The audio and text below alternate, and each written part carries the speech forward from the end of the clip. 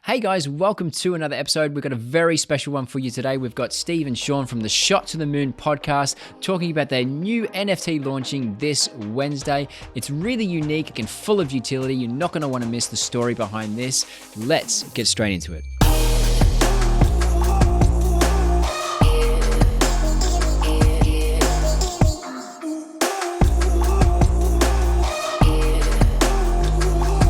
Vaughn, Sean, thanks heaps for joining me.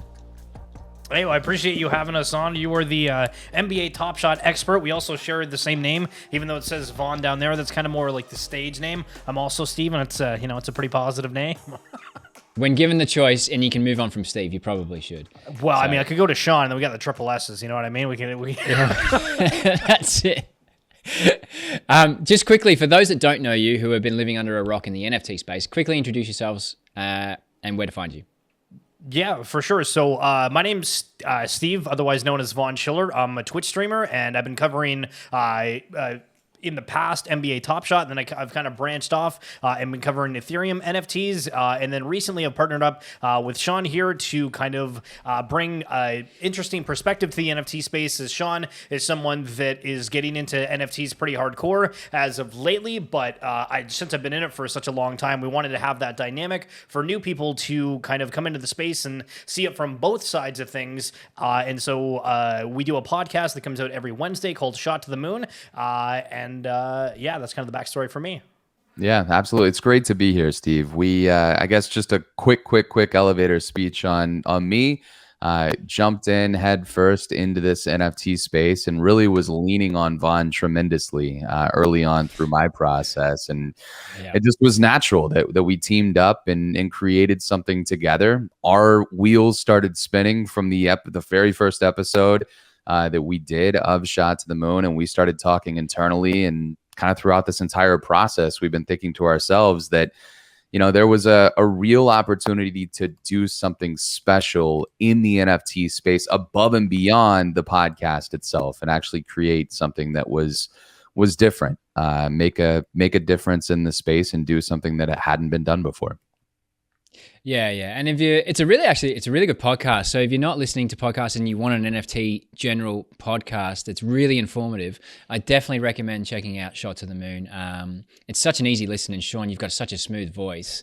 I'm always very hesitant to promote NFTs, and I'm always very conscious of doing due diligence before I do. But with you guys, this seems like a no-brainer because one, your ethos of really educating people new into the space, which a lot of top shotters had done. Like a lot of people, the same story. They got introduced to NFTs through Top Shot, branched out from there. And you guys have sort of, in many ways, championed that movement as well and been a real part of that. And going forward, it seems like that's what you want to do as well. Sort of explain your goal in terms of, one, the podcast, and two, what we're going to talk about in a bit, what you're launching.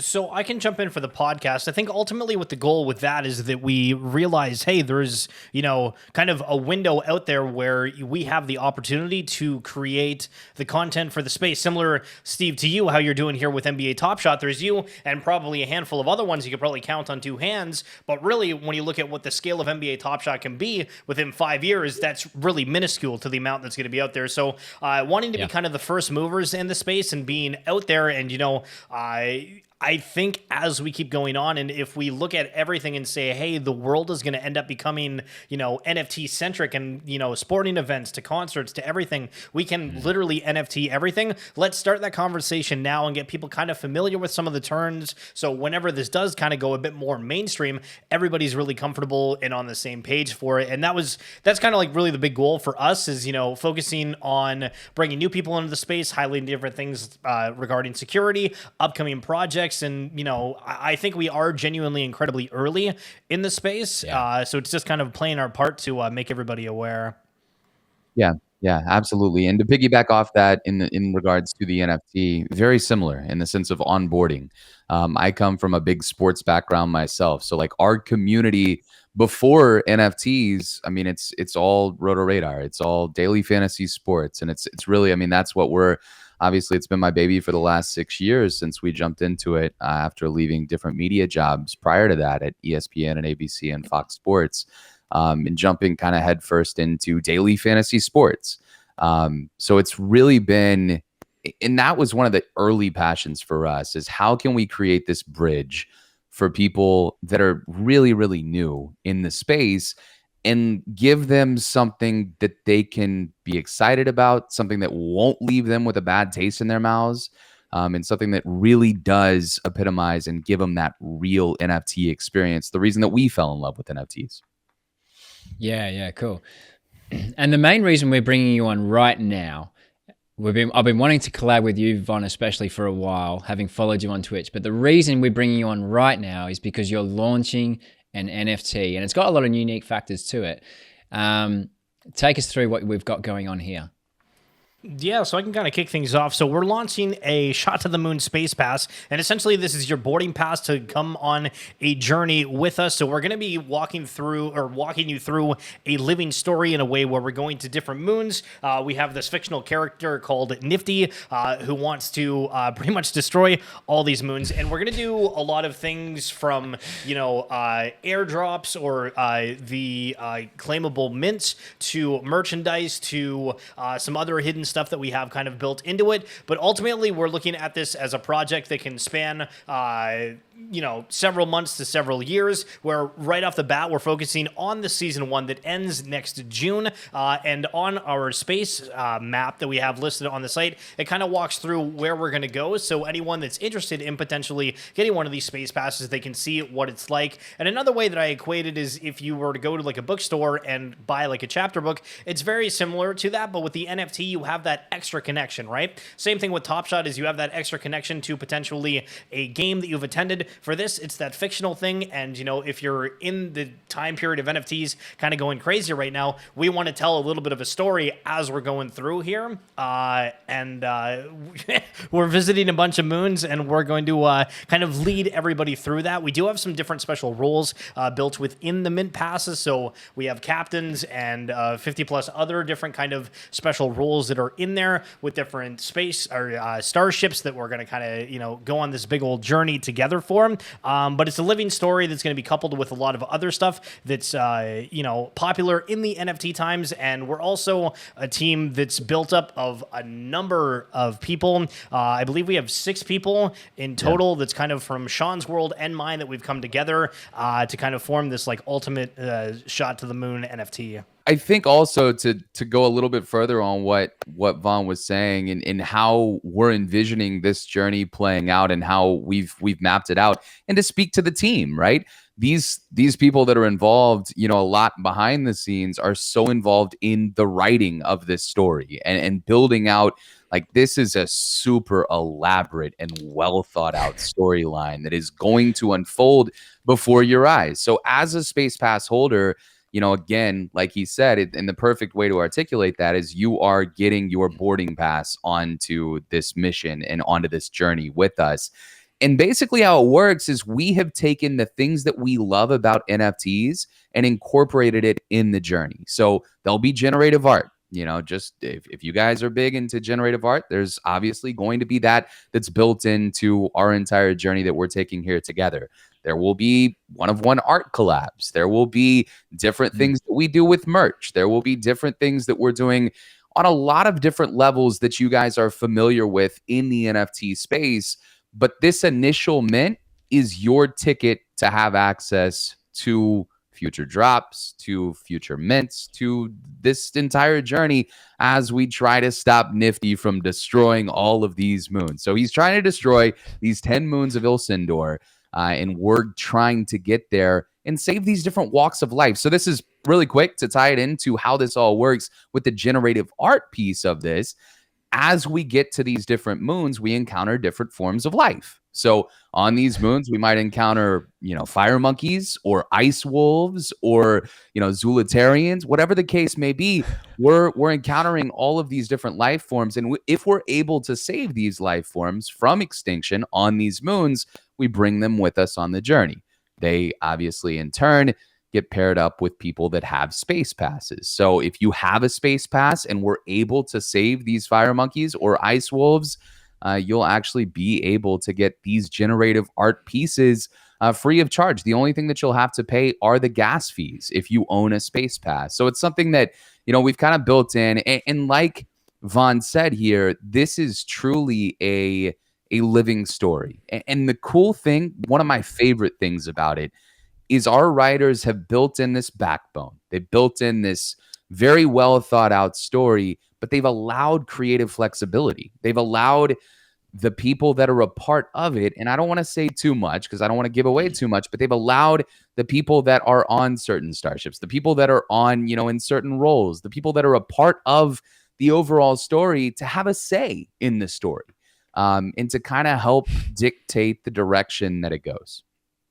Yeah, I love that. So first of all, this 330, none have sold there. We're just working off a development site which isn't live right Absolutely. now. And secondly, I love the fact that you're exploring new ways of utility and implementing story. As someone who works in marketing and always tries to implement story into things and bring people into a story which helps them or changes their lives or something. That's really cool because utility at the moment seems kind of pigeonholed into, airdrops or something similar, whereas you guys are really diversifying this in the sense of, just expanding the horizon. And it's also linking to your podcast as well, isn't it? Yeah, so I think one of the cool things with this is when you're looking at a lot of NFT projects that come out, they launch, and then everyone's like, "Oh, go reach out to different influencers, make our names out there.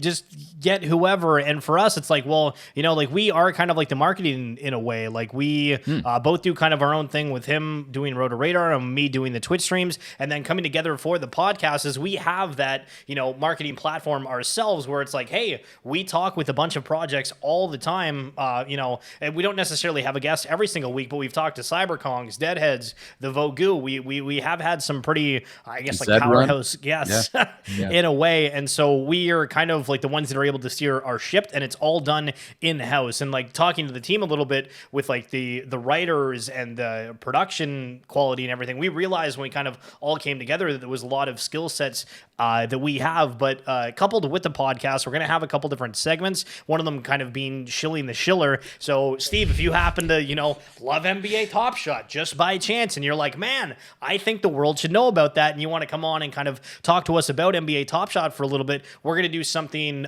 with like dedicated episodes for verified holders that can kind of come on, talk to us about why their NFT is, the best one that there is, and that I think will be beneficial for people that just want to kind of express how they feel about NFTs and have a little bit of a closer connection with us, but then also potentially for any NFT creators that are on the smaller side or anything to kind of get that extra publicity, which sometimes is a bit harder to get in the space.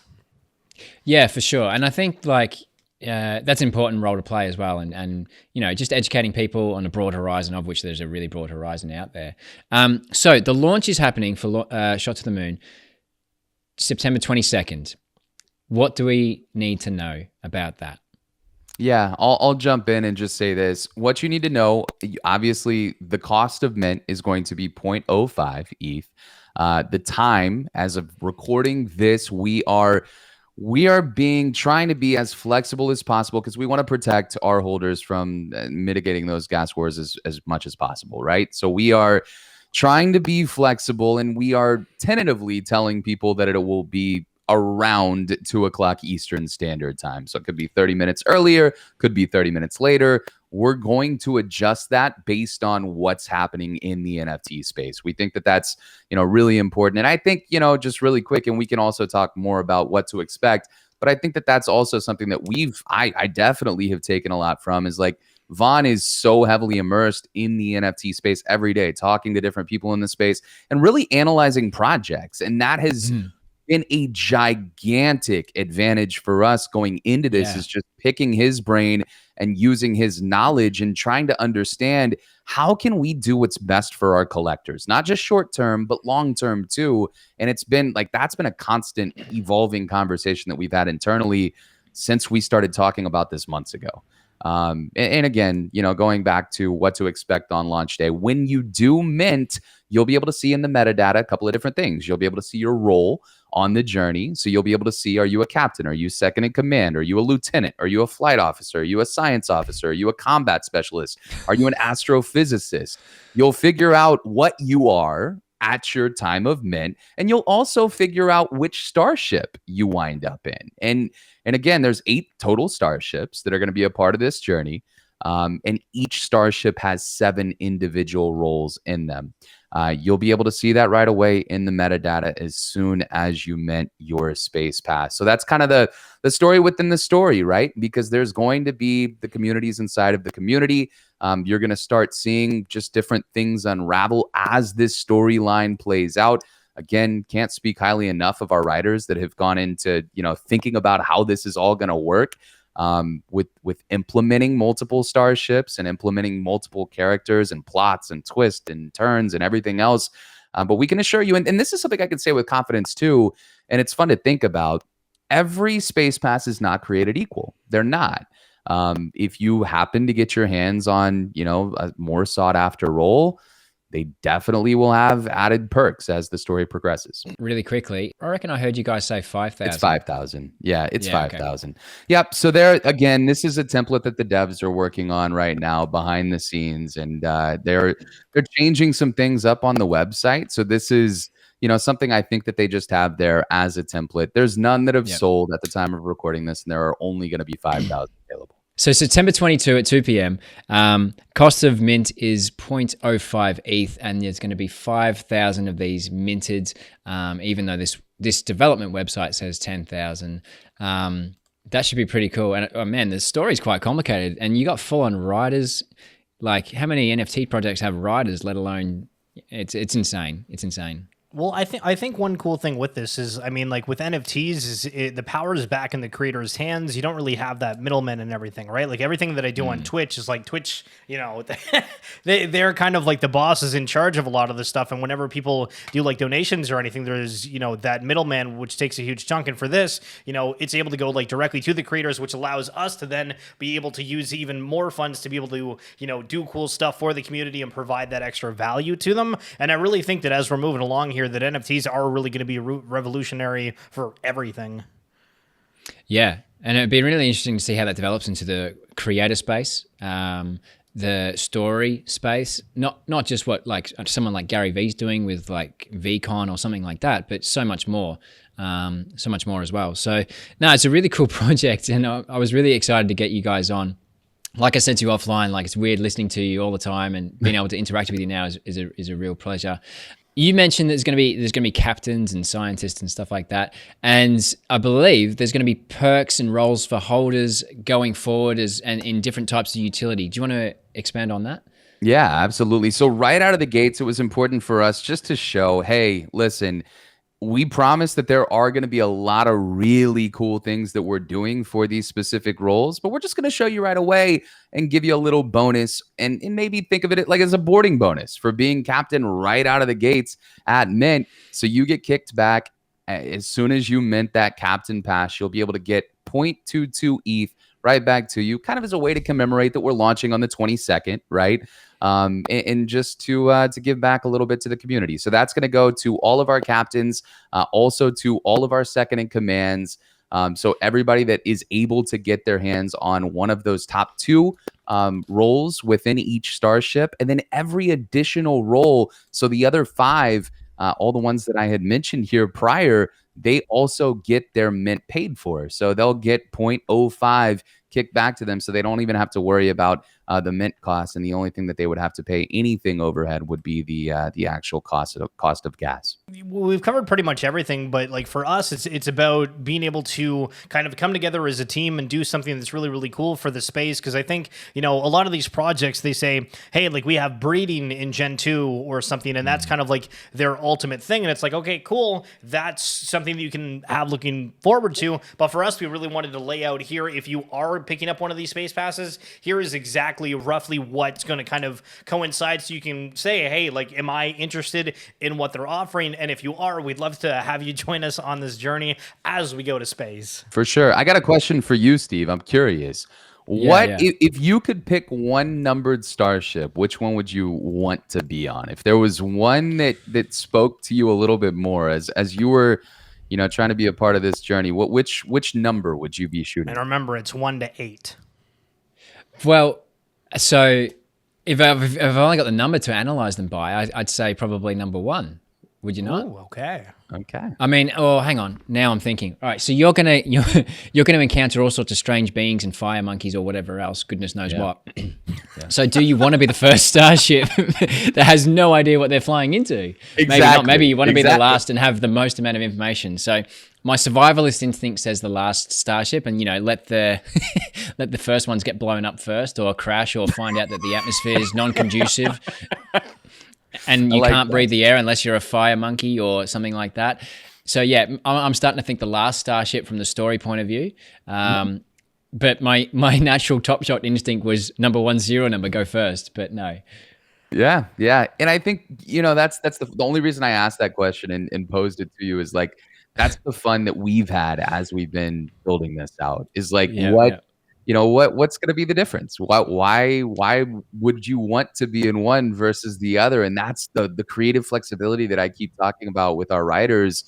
There are so many possibilities with this, from the moon. And unless one of them's like the mothership, like Independence Day, which is like a gazillion times bigger than the little ships that blow up DC or whatever.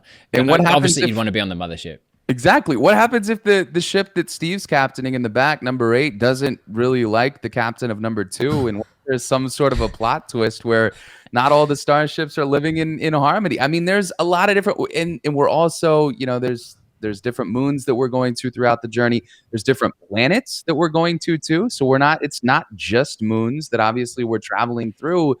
And we're really intertwining so many different layers to this. And I think that's, I guess if you ask what's, the one thing to talk about here is like I say it and it's hyperbole, and a lot of people say it in this space when they say things like, this is just the beginning. You really haven't seen anything yet. But like our team truly, like this is so surface level. This is true, like the tip of the tip of the tip of the iceberg that our team has been working on, so much internally is like building this out. And we're trying, I mean, this is our goal going into it because of Vaughn's background. We're trying to do everything that we can to encourage collectors. We're trying to do everything that we can, to provoke the people that are in this for the right reasons, and building the NFT out so that it accommodates that crowd. Yeah, that's super cool. And it sounds like it get really fun really quick as well. Like with conversations and questions like that, it could almost turn into a comedy at some point, like Spaceballs. I don't know. Yeah, absolutely. The first season is going to be a lot of exploration together as a unit, as all the 5,000 people that are a part of this. And then moving into season 2, there's definitely some changes, and our writers obviously are already working on season 2, which again, season 1 ends in June of 2022. So we actually travel to the 4th moon. And that's when the first season ends, which actually ironically is the day that we launched our very first episode of our podcast. I was going to finish with a funny question. How many chickens would it take to kill an elephant? Oh my goodness. Is this what we need to know to defeat Nifty? Is this going to be is this the secret formula, Steve? Because if so, this is an issue. Vaughn, I don't know, man, you have chickens, so you might know. There's no shot. An elephant would just squish all of them. Even if there was like 1 million chickens, the elephant could just move around. The quicker the head would move, I don't think it would take, like, you can't. There's no number of chickens that would allow you to kill an elephant. There's got to be some sort of there's got to be some sort of a right answer. So I'm just gonna say, Steve, we'll go with your starship here. Let's say 8. Yeah, let's say 8. Is that the right answer?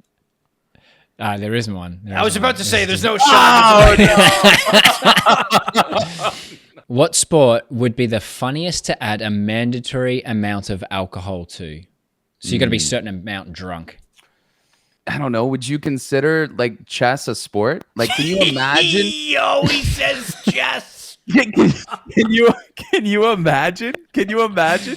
Like, if you had to be just completely intoxicated, like, there's no way that you'd be able to focus on anything. Yeah, I said chess, and I'm the sports guy, Vaughn, and I'm the sports. Well, that's why I thought I'd ask this one. Yeah. Yeah, exactly. I didn't think I thought you'd say basketball or something, because shooting percentages are like at an all-time high in shooting and score numbers. Zero chance. And that Zero I've seen people try and play basketball drunk. It doesn't go well, even for the best players. Yeah, it definitely But unless your goal is for a laugh, it goes really well.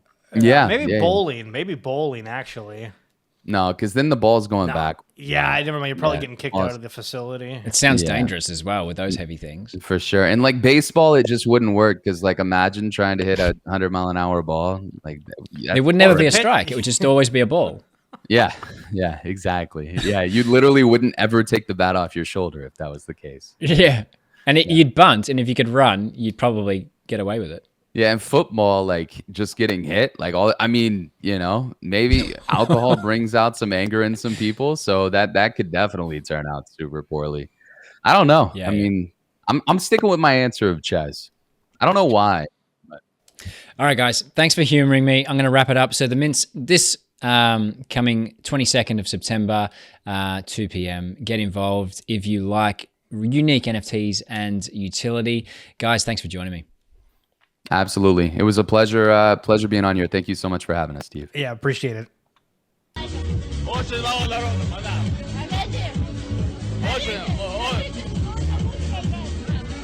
Беспонтовая музыка. На самом деле, очень плохая музыка. Я думал, намного лучше будет это все. И очень плохая музыка, просто очень плохая музыка.